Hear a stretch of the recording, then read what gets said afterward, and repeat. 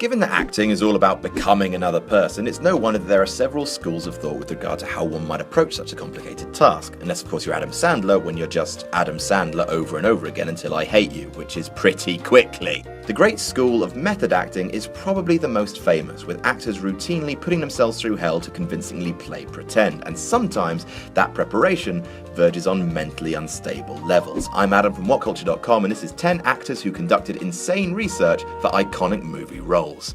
Number 10, Adrien Brody, the pianist. Adrien Brody became the youngest male in history to bag an Oscar for Best Actor at just 29 years old for Roman Polanski's The Pianist.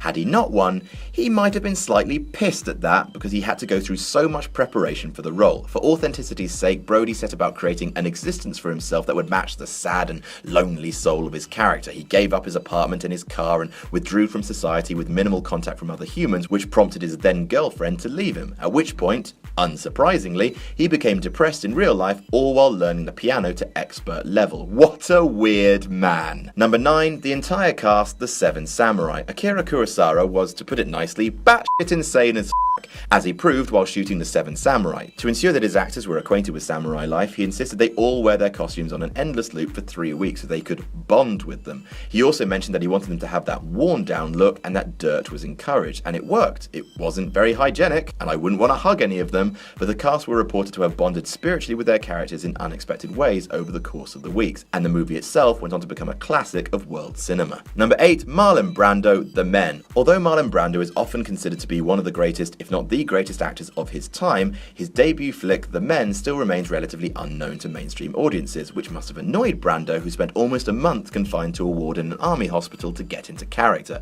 While there, he stuck to using a wheelchair, studying the patients in preparation for his role. It's somewhat ironic that the man who lived and breathed method acting so early in his career would lapse so greatly towards the end of it, showing up for movies overweight and underprepared, often without having read the script beforehand. Number 7, Viggo Mortensen, Eastern Promises. Starring as Nikolai, a cleaner and driver in the Russian mafia, Mortensen took the preparation for his role super duper seriously. It's all up there on screen. To research playing a Russian, he moved to the country for a brief period and travelled the Urals. There he immersed himself in Russian life, watched Russian movies and television shows, and even tested his knowledge on the language. He also read books by famous Russian authors like Dostoevsky and spent weeks researching Russian gang culture with the aid of professional criminologists.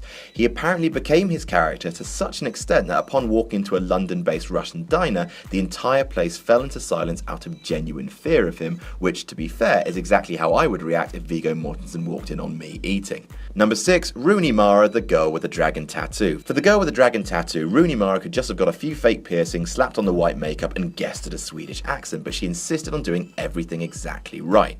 So she started by getting 4 real piercings in her ears, 1 in her eyebrow and 1 on her nipple, which she's kept apparently. Then she learned to skateboard, drive a motorcycle and kickbox, and took courses in computing and dialect training. It didn't end there. To get even deeper into Lisbeth's psyche, Mara moved to Stockholm alone for a brief period. Her reward? An Oscar nomination, which was won by Meryl Streep.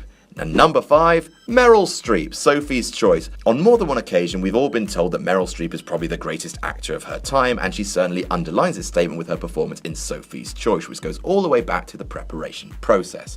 Streep decided that to play the role of a Polish immigrant learning a single language, that just wasn't good enough. She extended her research period into the realms of madness and tasked herself with learning how to speak both German and Polish. It didn't stop there, she also opted to learn to speak German with a Polish accent to grant her character the highest dose of authenticity possible. Her accent was deemed perfect by many Polish critics, and her state of mind is deemed chutney bonkers by me. Number 4, Robert De Niro, Raging Bull. Aside from gaining all the necessary weight to play Jake LaMotta, crazy Robert De Niro would spend hours and hours every day training with professional boxing coaches. Not only that, to enhance the realism of his relationship with Joe Pesci within the movie, the pair opted to actually move in with one another just to give their bromance that extra spicy sauce. De Niro also hung out with LaMotta and his former girlfriend Vicky so as to learn as much as possible about their personalities and complicated history.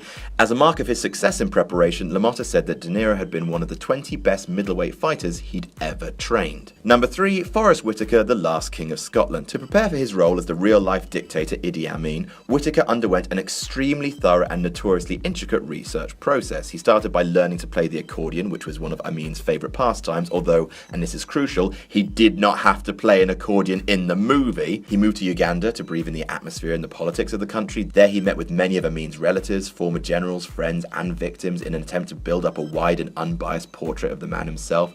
And he's not done. Whitaker also took up learning Swahili and spent months mastering Amin's Eastern African accent, and that is what Oscars are made of, pure, undiluted crazy. Number 2, Heath Ledger, The Dark Knight. And speaking of insane, Heath Ledger went down a very, very different route when it came to preparing for his Oscar-winning turn as the Joker in Christopher Nolan's The Dark Knight, in that he allegedly went fully insane in real life. The actor shut himself away and spent a month keeping a diary and experimenting with voices. He eventually came to the conclusion there was no humanity in the Joker, and given that Christopher Nolan had given him free reign and creative control over the character's mannerisms, emerged with the persona we all know and love today. Whether or not this led to his insomnia and drug dependency and ultimately his untimely death, we will never know, but it certainly couldn't have been healthy. And number 1, Daniel Day-Lewis, Every Goddamn Thing. Daniel Day-Lewis is probably the most famous method actor in the world and serves as living proof that immersing yourself in questionable, insane ways will certainly pay off come awards season. He spent nearly an entire shoot in a wheelchair for My Left Foot, forcing crew members to carry him to and from that wheelchair.